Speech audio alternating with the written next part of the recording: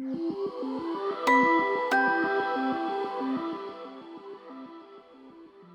thrilled to be here today to talk about such an important topic: how innovative talent management can positively impact the She Session. And what a better place to have a discussion than here at New, where so much crucial work is done day in and day out to elevate women in the workplace. It was just over a year ago when a group of women came together to create People Plus Work Connect in response to the global pandemic and shutdown. The platform has already made a huge difference in putting people back to work, and I know these women today are just getting started. Please help me welcome, and we're so fortunate to have Eva Sage Gavin, Senior Managing Director, Talent and Organization, Human Potential at Accenture. Gloria Samuels, Senior Managing Director of the Workday Business Group, also at Accenture. Pat Waters, the Chief People Officer at Procore. And Tracy Blaney, the Senior Vice President and Chief Human Resources Officer of Levi Strauss & Company. All of these amazing leaders are part of a steering committee for at People Plus Work Connect. Thank you so much for being here today. So let's go ahead and get started. Eva, my first question is to you. Let's go back to March 2020. How did this get started, and how did all these big organizations come together? Well, Libby, thank you so much, and it's so great to see all my colleagues.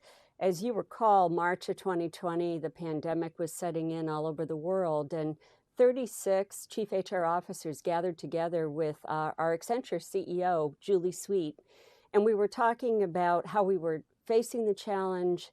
And towards the end of the call, one of our colleagues, a fellow CHRO, said, at the end of the day today, I have to lay off people, and they are going to have challenges and struggles with food security, with housing.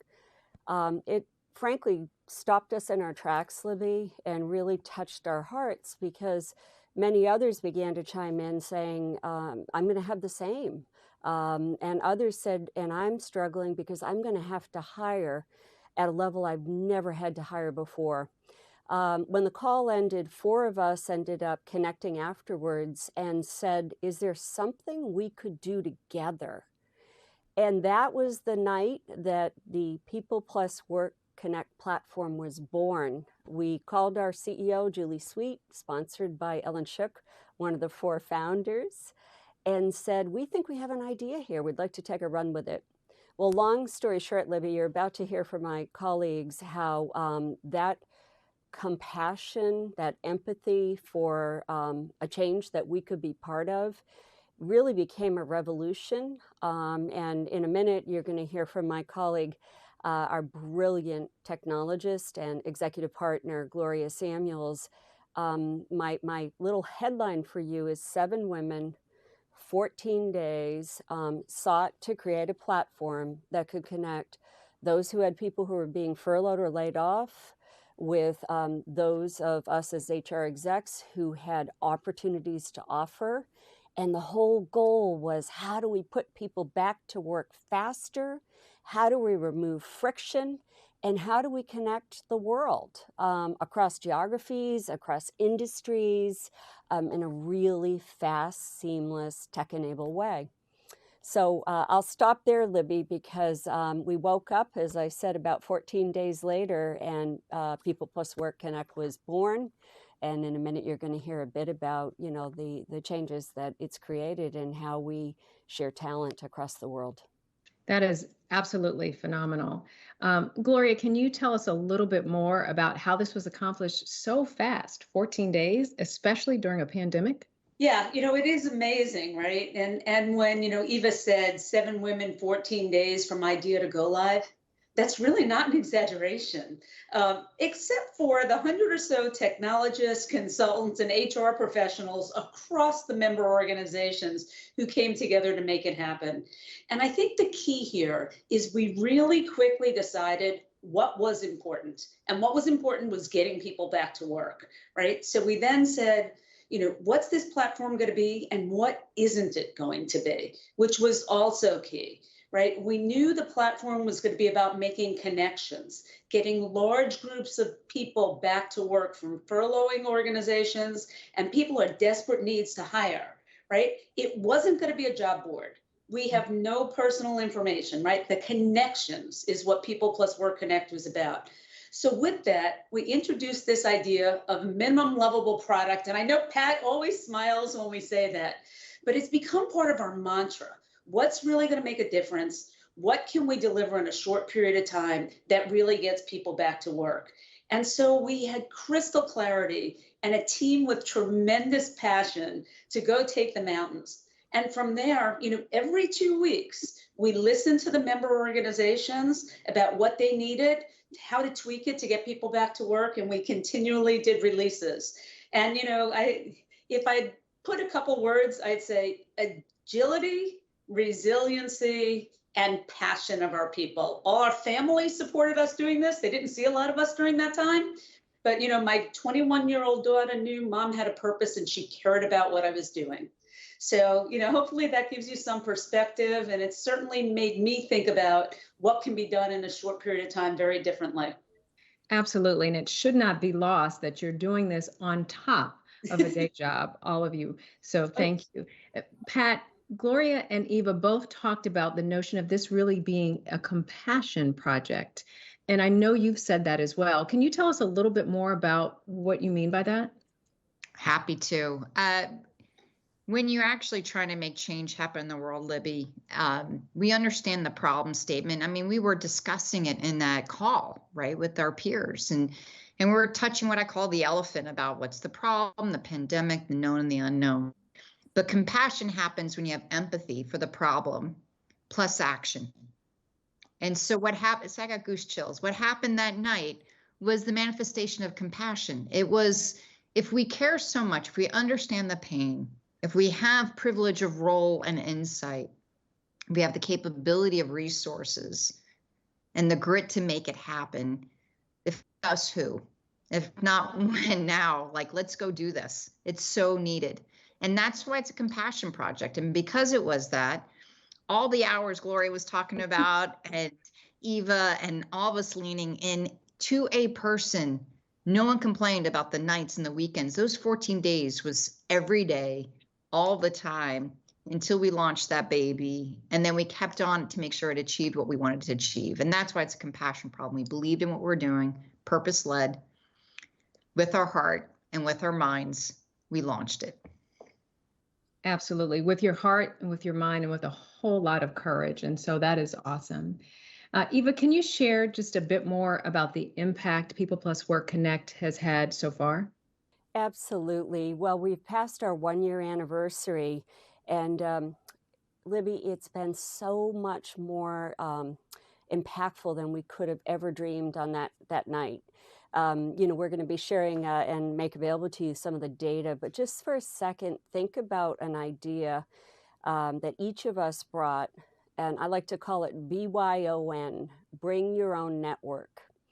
So one of the first things we did while we were thinking about design principles, what problem were we trying to solve, and how quickly could we connect need with opportunity, we were also thinking who could collaborate with us. And each of us brought our network, and we thought, Libby, we'd had open information sessions that about 150 of our orgs would show up and want to know more. Can you imagine when we found out over 1,500 organizations or people wanted to dial in, that each of the founders and their network had gotten the news out and said, come be part of a solution. Well, that network delivered now 396,000 roles on the platform. It's global. We're in 94 countries. I mean, we could not have imagined this. We have 287 active companies on the platform. I mentioned over 1,600 organizations are lifting us. And interesting enough, of that almost 400,000 roles, 58% of them are workforces that are available, so people who have been furloughed or laid off, and 42% are roles available. So this idea of bringing together almost global talent pool liquidity, The simplest way I can share it with you, Libby, on impact, though, is very human. Each of us took personal phone calls with these companies, and I had the honor of speaking to a hospitality company in the Las Vegas area. When Pat says compassion, this VP of HR was so upset in that he had just had to lay off his housekeeping team. They were heavily represented by women, often women of color, and many of them were living, where every paycheck was fully deployed. We talked about all the places that needed those skills, and he realized that all the grocery stores, all the public schools that had to remain open, the hospitals, desperately needed people with those really professional sanitization skills. And so he said, wow, we sent a crew over to the local grocery store. They said the best employees they ever had and signaled they'd love to keep them. So one of the great things besides the numbers, Libby, is people getting opportunities to do things outside their industry and to find liquidity and resiliency for their family so that now they have a multi-industry experience. We have hundreds of examples like that. And it's not just those jobs, really highly skilled jobs across the world in some of the top industries.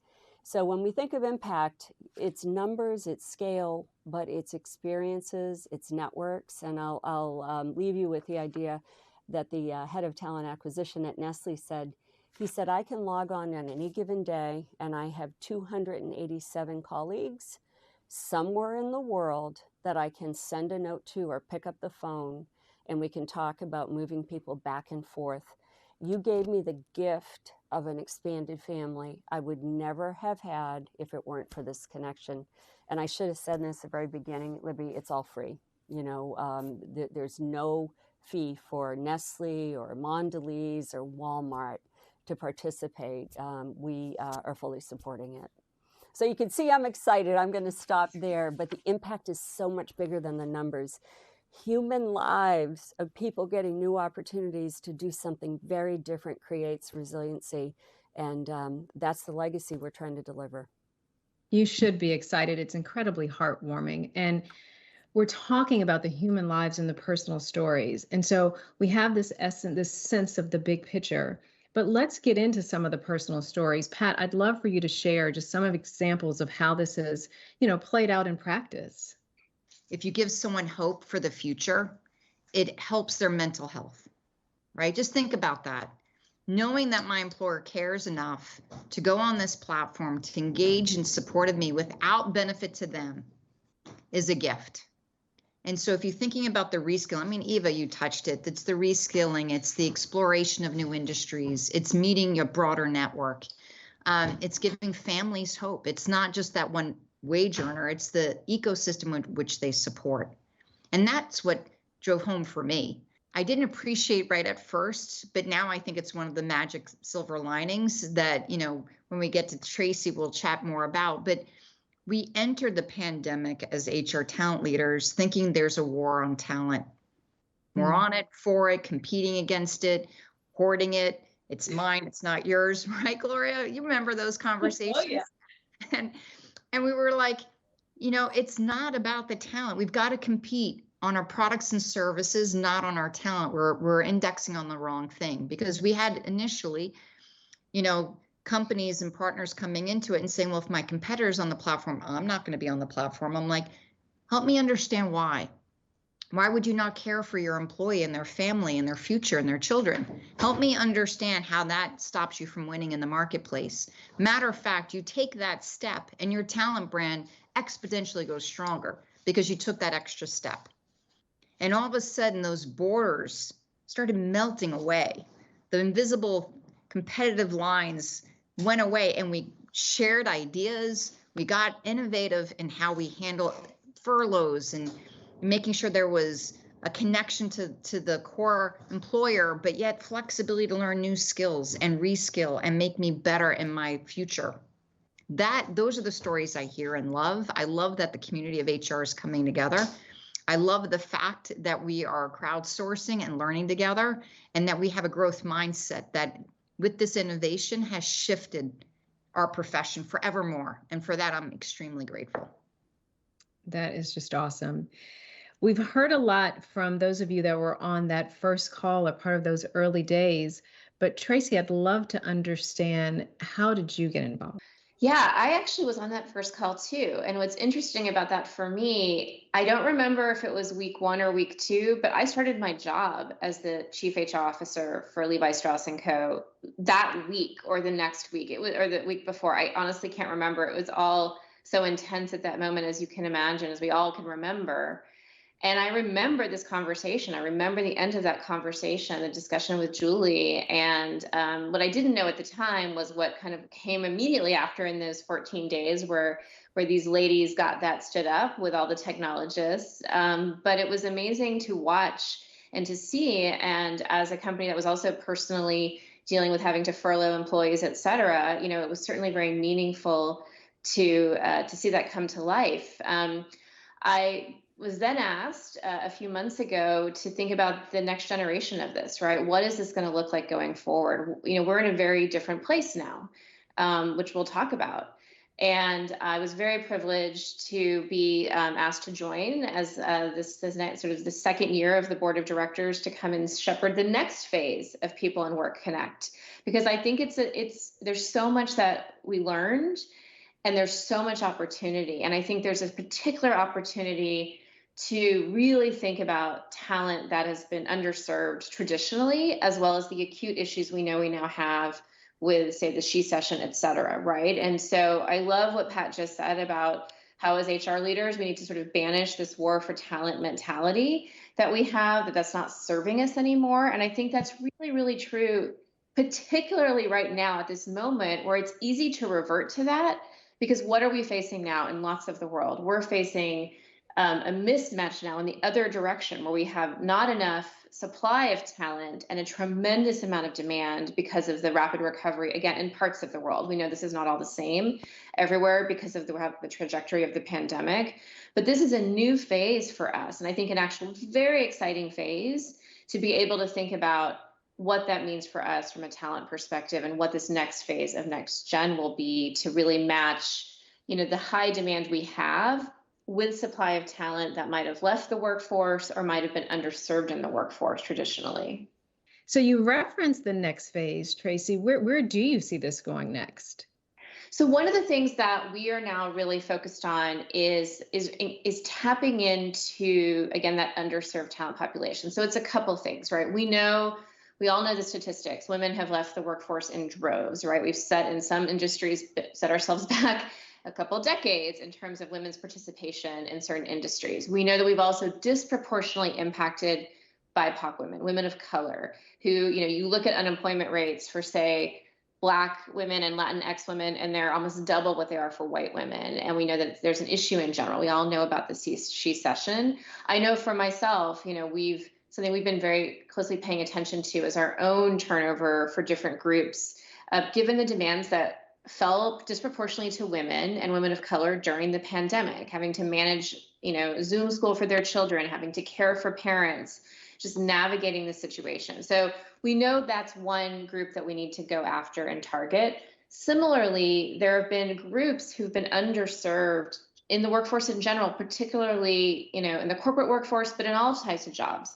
I think about specifically, former military members, people with different abilities, formerly incarcerated folks. And that's especially when when we already have a deficit of talent in the marketplace.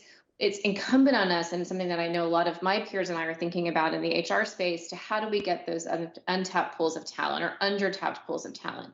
A lot of us also are being very serious in our commitment to diversity, equity, and inclusion, right? The reckoning with racial injustice last year has really forced us to get very serious about that, and to think differently even about the talent pools we might have looked at in the past, or not looked at, to be totally frank. And so for People and Work Connect, the implication will be a little bit different going forward. One of the things that we're looking at is leveraging relationships with outside organizations, maybe not companies, but organizations who serve some of those talent pools, organizations who specifically work with, say, formerly incarcerated, or specifically work with women, getting women back into the workforce who might have taken a break in traditional work service to care for child or parents, et cetera. And so part of it's, again, back to this connection, right? If we're connecting organizations, this next phase is going to lean also more heavily on those partnerships to connect companies who now have, I'd say almost across the board, again, especially here in the US, high demand for talent, with some of those organizations who may have access to these underserved and untapped talent pools. And I think that's breakthrough. I think this is the perfect next phase for this amazing work that was put in place last year, because that's sustainable, and that's going to unlock relationships between companies and these organizations, providing access to this talent, providing opportunities to these individuals, which I think will change the trajectory of how companies think about their talent pipelines. So there is absolutely a lot there. We talk about underserved, marginalized communities. Gloria, I'd love to go and get your perspective, go a little bit deeper on Black, Latina, working moms. There is opportunity there for sure, as Tracy's indicated. Oh, I think there is tremendous opportunity, and there's also a very strong responsibility we all have as leaders, in the organizations we work, and we've got to take this social responsibility seriously. Sometimes when I think of what this pandemic, means to me, right? We look at the haves and the have-nots. And that divide is greater than it ever was. I mean, when I even think of our kids in school, the ones who had good Wi-Fi and someone who could be there helping proctor them versus kids who weren't in that situation, right? So in some ways, the pandemic is taking this great divide we have and making it even worse. And we have a responsibility to help turn that around. So, contributing to, why these women are unemployed, a few that I think of are childcare and family responsibilities, right? I saw that happen, in every job category in the workforce, from the most senior executives, to babysitting, right? Babysitting and housekeeping. And for a lot of these women, it's knowing where to look and having some opportunities and realizing they can reach for and apply for a job that they don't have the exact skill for. We are learning about skills adjacencies, right?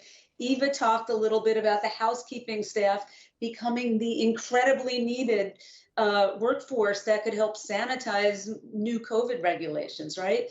So there are the adjacencies that I think all of our eyes open to. I think we also realize that the 4 years of degree or the master's degree or even the PhDs in some field weren't as important as people who are committed to an organization, a purpose, and able to learn and eager to learn new skills, right? And we're all learning and experimenting with that. So, I think we are realizing that we're creating opportunities to learn new skills where they're desperately needed in today's economy, right? And for me personally, right, I'm a woman in technology. I got into tech pretty early. But one thing I look at is what's happening with women in tech. So even before the pandemic, the percentage of women going into tech was lower than it was in the mid 1980s. Now think about that, right? That's a pretty serious problem for our future. And what we're realizing is, I don't have to only hire engineers from Top Skills. I can take people who are interested and take them through the training and give them opportunities and have them tremendously productive. So, the pandemic on the one hand has compounded problems, but it's opened our eyes to this incredible untapped workforce and the need out there. And I have to tell you, I'm an optimist at heart, a little bit like my friend Pat Waters. And, the unique opportunities right now, one of the other things the pandemic has taught us is we can provide flexible work arrangements for women and these responsibilities they're handling. And in some cases, they're even more productive than they were working on site. So, I think it is up to us to really create these opportunities, take those chances, And we're going to find this incredible workforce and also kind of do the right thing and fulfill our responsibility in the next generation. So, it's been hard, but I'm really optimistic, Libby. I'm optimistic as well. And you also mentioned Pat, who is very optimistic. And so I'd love to understand, how do we build on the power of this platform, Pat, for the next leg of this journey? It's crowdsourcing the information. It's taking that next generation of leadership, not just in HR, but rising them to the social responsibility we all have on our talent. Putting the human in the center of all this is really what's key. I mean, we talk about the tech, but it's the person that we're all compassionate about that generated this moment. And I think the next generation of this is really about continuing to share best practices, the reskilling, the upskilling, the adjacency, dismantling myths that stop us by creating new avenues for people to have more flexibility and sharing that with the world. I'm all about sharing everything with the world. Like, it may be perfectly imperfect, Libby, but if we can create more flexibility and if we can create the acceptance of being a caregiver and realizing how important that is to the world, right? It's not something to be ashamed of, right? We will transform not only a family, but communities and countries in the world, right? I know women have shied away from saying, I've got 3 kids. I got to get them on that Zoom call for their class. I haven't fed them, I don't think, in 2 days. Like, what am I going to do? And so, like, let's be clear. Let's start meetings 5 minutes after, 10 after. Let's make sure the lunch hour is something that we actually take a moment and breathe. I think, Spain has it right. Let's take that siesta moment with our family. There's things we can learn, Libby. Put the human first. As talent leaders and Sherpas that I think we are, we should have this care and the courage to challenge our own thinking. I know I'm trying to challenge mine, and I hope the next generation continues to push this forward. Yeah. I love the notion of putting the human in the center. And that may have been one of those silver linings that came out of this whole pandemic, is that we did have to think more about wellness, more about the human, more about everybody's individual experiences, and get into their lives in ways that we've never had to do before when we showed up in an office place all the time, for example. So, Eva, for those that are listening to this discussion and they're wondering, well, what can I do? What actions can they take? Well, I like to think about it kind of at a macro and a micro. At the micro, we are welcoming anyone listening who is part of an organization that wants to join us. And you'll find, as you look at our virtual handout, that you can send us a note at peopleworkconnect@accenture.com. You can also just learn more about this. I mentioned there's 1,600 supporters who help influence companies that do have jobs or do have workforces impacted. I also want to give a huge shout out to Tracy. She was on that call that first night, and many of us have been in a brand new job, but how many of us have taken a new executive role and been virtual for the first year in the greatest crisis in humankind, and still found the time to step up above that new job and take the mantle of leadership? We mentioned this phrase, Libby, next gen, but to bring a little bit more color to that, at our 1-year anniversary, we went back and surveyed the 287 companies, and we asked them, do you want to continue as we are? Are you getting value? Are there areas you want us to focus in? And a lot of the feedback was those who've been heavily impacted. Gloria said it so beautifully. We are at a lower level of women in technology than when I started in tech in the 80s. Oh no, we can't go back 40 years. We're too good for that, and there's too much opportunity. But Tracy has been invited to and is leading a next-gen steerco that's convening. And those of us who were there for that first call are cheering them on as Emeriti, and we're side by side with Tracy. So now let me go to the other invitation. Send us a note, raise your hand for your company or your organization. You might be an NGO, a nonprofit, or a group that serves women, If you can help us connect with women of color, with individuals in the groups that Tracy called out, like hidden workers who might not be fully employed, veterans, you might have something like a second chance flag on your record. We think there's more we can do to open up talent pools that haven't had equal opportunity. And let me just stop on a macro level, though, and try to hear say what I've heard from my colleagues. I call it the 5 C's. Any one of you can do this. We are no different or better. What we had compassion. Our voices were cracking when we talked about literally looking at people you knew that were going to struggle for food. We had collaboration, that, call after the call with our CEO's sponsorship. It wasn't even a question. It was like, what do you think you can do? And I said, well, the first thing I can do is call Gloria Samuels. And I did. And she brought 112 technologists and consultants. The third thing we had, though, is we had courage. We are talking about the greatest impact to human life in history. 1918 was a long time ago. None of us were in these seats. We've seen the loss of life. And so the courage to not just say, this is too big, I can't take it on, I got to take care of my company, my team, my family. This team in the middle of March, when we were all struggling, said we got to do something bigger for society and for community. And then the last C I'd leave you with, Libby, at the meta level is really a lot of the theme of this conference is be a catalyst for change. Each of our backgrounds is pretty famous for being constructive disruptors. And whether it's bringing women back to the workplace, recruiting male allies, changing the way that we welcome and include new categories of talent that just have not had the same opportunities.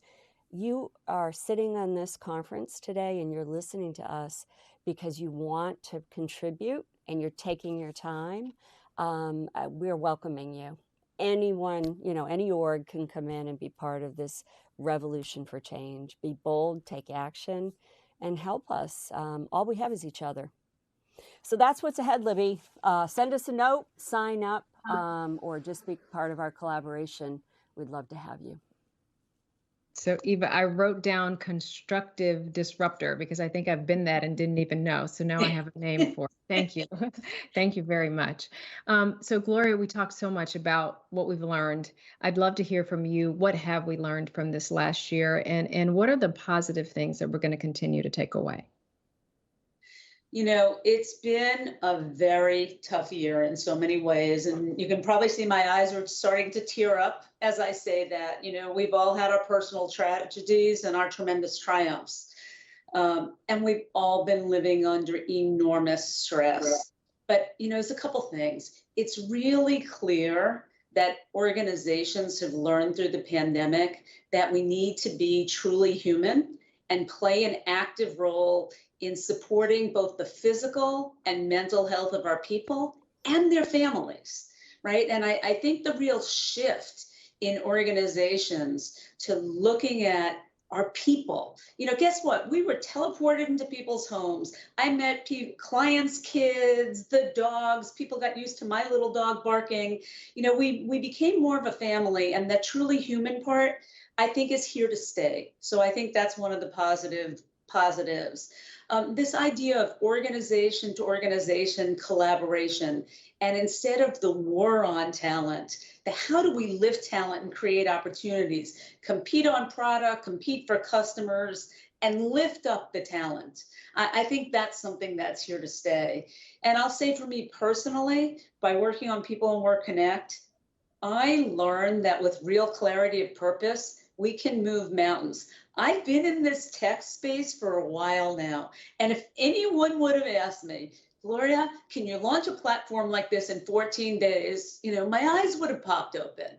But we got this clarity of purpose and mission.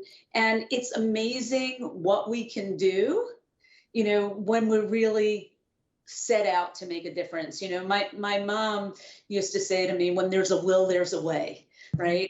And we prove that.